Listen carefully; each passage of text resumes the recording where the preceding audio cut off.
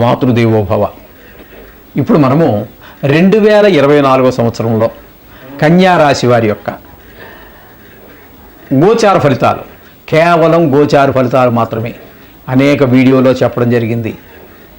దీన్ని గురువు మే నెల 2వ తారీఖున మేషంలోంచి వృషభంలోకి మారినప్పుడు ఏ ఏ రాశుల వారికి ఏ ఏ ఫలితాలు ఉంటాయి అనేటటువంటిది ఒక ప్రత్యేకమైనటువంటి ఇది చేయడం జరిగింది, వీడియో చేయడం జరిగింది. అది కనుక మీరు చూసినట్టయితే తప్పకుండా దీని గురించినటువంటిది గోచారం యొక్క ఫలితాలు ఎంత మాత్రం ఉంటాయి అనేటటువంటి చాలా వివరంగా చెప్పడం జరిగింది. అది విన్నట్టయితే మీకు నేను చెప్పే అదే ఈ నవగ్రహ జపాలు అవి మీరే చేసుకోవచ్చు, అదే శ్లోకాలు అవి చదువుకోవటం, వాటి వల్ల ఎంత ఫలితం కలుగుతుంది అనేటటువంటిది నేను ఖచ్చితంగా చెప్పడం జరిగింది. వీలుంటే అది చూడండి, శ్రీధరం ఆస్ట్రో యూట్యూబ్ ఛానల్ని కొట్టి చూడండి, దాంట్లో మీకు అది లభిస్తుంది. అది చూసినట్టయితే మీకు ఖచ్చితమైనటువంటి రిజల్ట్ కూడా వచ్చే అవకాశం ఉంటుంది. ఓకేనండి. ఇప్పుడు మనము కన్యా రాశి గురించి మనం చెప్పుకోబోతున్నాం కాబట్టి ఈ కన్యా రాశి వారికి గోచార ఫలితం ఎలా ఉంటుందంటే, జన్మంలోనే కేతు సంచారము, అలాగే 6వ స్థానంలో శని కుంభరాశిలో సంచారము స్వక్షేత్రంలో, అలాగే 7వ స్థానమైనటువంటి మీనంలో రాహుగ్రహ సంచారము, 8వ స్థానంలో స్వక్షేత్రంలో కుజగ్రహ సంచారము, 9వ స్థానంలో గురు సంచారము జరుగుతున్నది. ఈ 5 గ్రహాలు కూడా నెలంతా కూడా ఒకే రాశిలో స్థిరంగా ఉండేటటువంటివి. ఇకపోతే నెల మధ్యలో మారేటటువంటి గ్రహాలు రవిగ్రహ, బుధగ్రహ, శుక్రగ్రహాలు 3 గ్రహాలు కూడా మనకి ఇక్కడ తీసుకున్నట్టయితే 9, 10 స్థానాల్లో సంచారం జరుగుతూ ఉంటుందండి.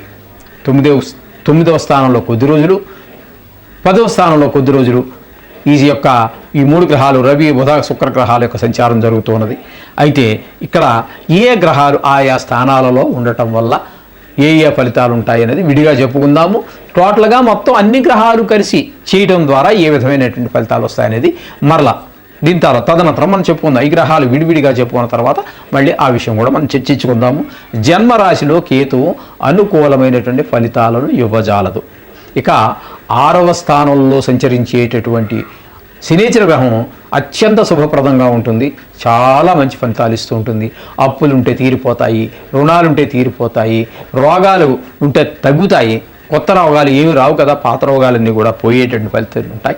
ఈ విధంగా శనీచర గ్రహం యొక్క సంచారం జరుగుతూ ఉన్నది. 7వ స్థానంలో రాహుగ్రహ సంచారం ఉన్నదండి. దీనివల్ల కూడా ఇది మనకి అనుకూలమైనటువంటి ఫలితాలు ఇవ్వదు, కానీ కుటుంబంలో కొంచెము చికాకులు కలిగించేటువంటి వ్యవహారం అంతా చేసుకుంటూ వస్తారు ఆయన.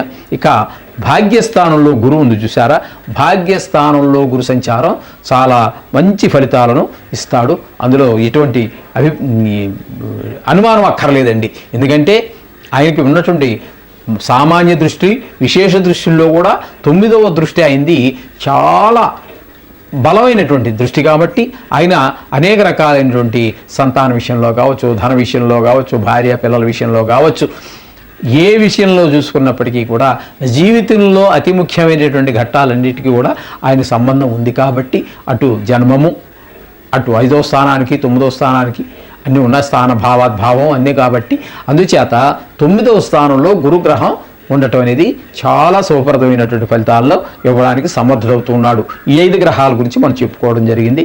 ఇప్పుడు కనుక మనం చూసినట్టయితే శుక్రుడు, రవి, బుధ, శుక్రులు, ఇందులో శుక్రుడు గురించి ముందుకు చెప్పుకుందాము. ఈ శుక్రుడు 10వ, ఏకాదశ స్థానాలలో సంచారం చేసేటప్పుడు శుక్రుడు మనకి కన్యారాశి కదా, 7, 8, 9, 10 స్థానాలలో సంచారం చేస్తూ ఉన్నారండి. 9, 10 స్థానాలలో సంచారం చేసేటటువంటి సమయంలో ఆయన మనకి అద్భుతమైనటువంటి 2 స్థానాల్లోనూ కూడా మంచి ఫలితాలు ఇస్తూ ఉన్నారు. ఇక రవి, బుధులు కూడా మనకి 9, 10 స్థానాలలోనే సంచారం చేస్తూ ఉన్నారు. తద్వారా రవి భాగ్యస్థానంలో ఉన్నప్పుడు శుభఫలితాన్ని ఇవ్వకపోయినప్పటికీ 10వ స్థానంలో సంచారం చేసే సమయంలో మనకి మంచి ఫలితాలను ఇవ్వడానికి చాలా సమర్థుడు అయిన, ఆ విధంగానే గురుగ్రహము కూడా చాలా చక్కటి, శుక్రగ్రహం కూడా చక్కటి ఫలితాలు 2 జాగాల్లో కూడా మంచి ఫలితం ఇస్తూ ఉన్నది.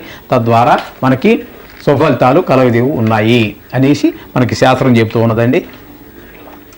శాస్త్రం చెబుతూ ఉన్నది. ఇక మొత్తంగా మనం చూసుకోవాలంటే వీరికి ఈ శనీశ్వర గ్రహము, గురుగ్రహము, శుక్రగ్రహము 3 గ్రహాలు నెలంతా కూడా శుభ ఫలితాలు ఇస్తూ ఉన్నాయి. 3 గ్రహాలు అనుకూలమైన ఫలితాలు ఇవ్వట్లేదు, 2 గ్రహాలు మాత్రం శుభ అశుభ ఫలితాలు ఇస్తూ ఉన్నాయి. అంచేత ఈ విధమైనటువంటి ఫలితాలు ఉన్నాయి. మొత్తంగా కనుక మనం చూసుకున్నట్టయితే ఈ ఈ యొక్క కన్యా రాశి వారికి ఏ విధమైనటువంటి ఫలితాలు నెలంతా చూసుకున్నట్టయితే ఏ విధమైన ఫలితాలు ఉంటాయి అనేసి చూసినట్టయితే మనకి ఇక్కడ ఈ రాశి వారికి ఈ మాసంలో ధన విషయంలో ఏ విధమైన ఇబ్బందులు ఉండవు. రాజకీయ వ్యవహారాల్లో కొంచెం జయం కలుగుతుంది. బంధుమిత్రులందరినీ కలవడం జరుగుతూ ఉంటుంది. శరీర సౌఖ్యం కూడా బాగానే ఉంటుంది. ఇక రుణ బాధలు అవన్నీ ఏమి ఉండవు. కానీ స్థాన చలనం జరిగే అవకాశాలు కూడా లేకపోలేదు. ధనము, ధనలాభం, కులాచారాల యందు శ్రద్ధ, గృహలాభము, భోజన, స్త్రీ సౌఖ్యాలు ఇవన్నీ కూడా అంటే శుక్రుడు మనకు అనుకూలమైన ఫలితాలు ఇస్తున్నారు కాబట్టి ఈ విధమైనటువంటి స్త్రీ సౌఖ్యం కలిగే అవకాశం ఉన్నది. అలాగే మనశ్శాంతి, ధనధాన్య వృద్ధి, ఈ విధమైనటువంటి బంధుమిత్ర సమాగమం, వాళ్ళందరినీ కలవటం, ఎప్పుడో చూసినటువంటి బంధుమిత్రులందరినీ కూడా కలవటం, ఈ విధమైనటువంటి ప్రయత్నాలన్నింటిలో కూడా జరుగుతూ ఉంటాయి. గృహ నిర్మాణం కూడా ప్రారంభం చేసి ఉండటం, ఇట్లాంటి వాటికి కూడా చాలా అవకాశాలు లేకపోలేదు. అందుచేత మీరు ఇది కేవలం గోచార ఫలితాలే కాబట్టి జాతకానికి అనుసంధానం చేసుకోండి. ఒకవేళ చిన్ని దోషాలుంటే పోవడానికి వీలుగా నవగ్రహాలు ఏ గుడిలో ఉంటాయో ఆ గుడికి వెళ్ళండి. రోజు 9 ప్రదక్షిణాలు చేయండి. లేదా వెళ్ళటం కుదరలేదు, ఇంటి దగ్గరే మీరు దేవుడు నమస్కారం చేసుకునేటప్పుడు నవగ్రహ మంత్రాలు చదువుకోండి.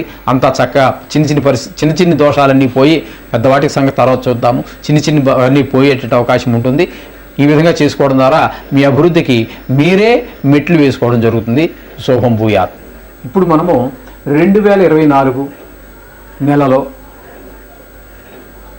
2024 జూన్ నెలలో మీనరాశి వారికి గోచార ఫలితం ఏ విధంగా ఉందో తెలుసుకునేటువంటి ప్రయత్నం చేద్దాము. అది కూడా సశాస్త్రీయ పద్ధతిలో చేద్దాము. మీనరాశి వారికి జన్మంలోనే రాహు సంచారం జరుగుతున్నది. ద్వితీయంలో కుజ సంచారము, తృతీయంలో గురు సంచారము, సప్తమంలో కేతుగ్రహణ సంచారము, వ్యయస్థానంలో శనీచర సంచారము జరుగుతూ ఉన్నది. ఈ విధంగా జరగడం ద్వారా ఇవి నెలంతా కూడా ఒకే రాశిలో సంచారం చేస్తూ ఉన్నాయి. ఏ ఫలితాలు వస్తాయనే తెలుసుకుందాము. అలాగే ఒకే నెలలో 2 రాశుల్లో సంచారం చేసేటటువంటి రవిగ్రహ, బుధగ్రహ, శుక్రగ్రహ 3 గ్రహాలు 2 రాశుల్లో సంచారం చేస్తున్నాయి. వాటి ఫలితాలు కూడా మనం తెలుసుకునే ప్రయత్నం చేద్దాము. అయితే చంద్రుడి గురించి అయితే మనకి దినఫలాల్లో తప్పితే వాటిలో ఇంకే విషయంలోనూ మనం వాటి ప్రస్తావన తీసుకురాలేము. కాబట్టి ఇక్కడ ఈ గ్రహాల యొక్క సంచారాన్ని మనము ఏ స్థానాలలో ఉండి ఏ ఫలితాలు ఇస్తాయి అనేటటువంటి విషయాన్ని తెలుసుకునే ప్రయత్నం చేద్దాం. 1లో రాహువు, జన్మంలో రాహు అనుకూలమైనటువంటి ఫలితాలను ఇవ్వజాలడు. కొంచెం అనారోగ్య సమస్యలు తలెత్తేటువంటి అవకాశం ఉంటుంది. ఇక ద్వితీయంలో కుజుడు కూడా కుటుంబ విషయంలో మనకి పిల్లలు మన మాట వినకపోవటం, భార్య కొంచెం అనారోగ్య విషయాలు కావండి, ఏదైనా కానివ్వండి, అన్ని విషయాల్లో సహాయ సహకారాలు అందించలేనటువంటి పరిస్థితిలో ఉంటుంది.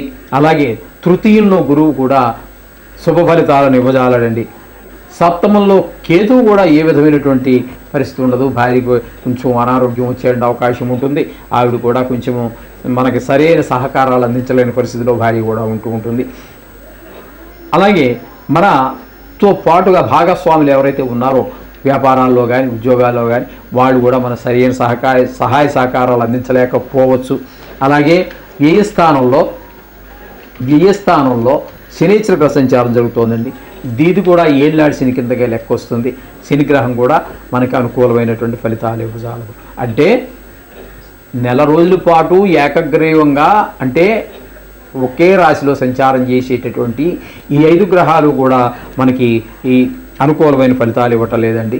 ఇకపోతే ఒకే నెలలో 2 రాశులలో సంచారం చేసేటటువంటి రవి, బుధ, శుక్రగ్రహాలు, ఈ శుక్రగ్రహాలు 3 కూడా ఒకే నెలలో 2 రాశుల్లో ప్రయాణం చేస్తూ ఉంటాయి. తద్వారా రవి మనకి ద్వితీయ, తృతీయ స్థానాలలో సంచారం చేస్తూ ఉన్నాడు. అంటే వృషభ, మిథున రాశుల్లో సంచారం చేస్తూ ఉన్నాడు. అయితే 3వ స్థానమైనటువంటి మీనరాశికి 3వ స్థానమైనటువంటి మూడవ స్థానంలో చక్కటి ఫలితాలని మనకి ఇవ్వగలుగుతూ ఉన్నారు. అలాగే చతుర్థ స్థానంలో మంచి ఫలితాలను ఇవ్వజాలరు. అలాగే బుధుడు మనకి తృతీయ స్థానంలో మంచి ఫలితాలు ఇస్తారు, తృతీయుల్లో మంచి ఫలితాలను ఇవ్వజాలరు. అలాగే శుక్రుడు కూడా మనకి ద్వితీయ తృతీయ స్థానాలు రెండిట్లోనూ కూడా సుఫలితాలు ఇవ్వడానికి సమర్థుడవుతున్నాడు. తద్వారా మనకి శుక్రగ్రహం మాత్రమే అనుకూలంగా ఉంది. రవి బుధులు శుభ అశుభ ఫలితాలు ఇవ్వడానికి సమర్థులు. అందుచేత మనము వీరికి ఎక్కువ గ్రహాలు అనుకూలత చాలా తక్కువగా ఉన్నది. అయినా సరే మీరేం కంగారు పడక్కర్లేదండి. దీని ఫలితం మనం చెప్పుకున్నాం కదండి. నిష్ణాతులైనటువంటి వాళ్ళు చెప్తే 20% మాత్రమే, మిగతా అదంతా కూడా జాతకం మీద ఆధారపడి ఉంటుంది. అది చూపించుకోండి. అయినా నెల రోజుల పాటు ఇదేం పెద్ద సుదీర్ఘమైనటువంటి కాలం కాదు. ఏదేమైనప్పటికీ జాతకాన్ని రాయించుకుని దీనికి అనుసంధానం చేసుకున్నట్టయితే మీకు మంచి ఫలితాలు వస్తాయి. అంతేకాకుండా ఇక్కడ మనకు మంచి ఫలితాలు కొంత చెడ్డ ఎక్కువ చూపించినప్పటికీ కూడా మూర్తిమంతం అని చెప్పేసి ఉంటుందండి. ఆ సువర్ణమూర్తి, రజితమూర్తి, కాంస్యమూర్తి, ఈ విధంగా మూర్తిమంతం ఉంటుంది. ఆ మూర్తిమంతం సువర్ణమూర్తి కనుకైతే మంచి ఫలితాలు ఉంటాయి. అలాగే రజితమూర్తి అయితే అంత సువర్ణమూర్తి అంత ఉండకపోయినప్పటికీ మంచి ఫలితాలు వస్తుంటాయి. కాంస్యమూర్తి ఈ విధంగా దాన్ని బట్టి కూడా ఉంటుంది. ఏం కంగారు పడక్కర్లేదండి. మీరు నవగ్రహ మంత్రాన్ని మనం చెప్పుకున్నట్టుగా బీజాక్షర మంత్రం కానివ్వండి, గాయత్రి మంత్రం కానివ్వండి, అంటే నవగ్రహ గాయత్రి కానివ్వండి, లేదా ప్రకాశక మంత్రాలు కానివ్వండి, ఇవన్నీ చేసుకున్నట్టయితే మీకు చాలా చక్కటి ఫలితాలు వస్తూ ఉంటాయి. వీటి దుష్ప్రభావాల నుంచి బయటపడే అవకాశం ఉంది. మొత్తంగా ఈ రాశి వారికి ఈ మాసంలో మనోవిచారం, కుటుంబ కలహాలు, కష్టాలు, ప్రయత్నించిన కార్యంలో సిద్ధి పొందలేకపోవటం, ప్రయాణాల్లో ఆటంకాలు, అలాగే శరీర బలహీనత, మనోవిచారము, నీచులతో సహవాసం, నీచులతో అంటే మనకంటే తక్కువ వారితోటి వాగ్వివాదాలు దిగకండి. అలాగే వ్యాధి,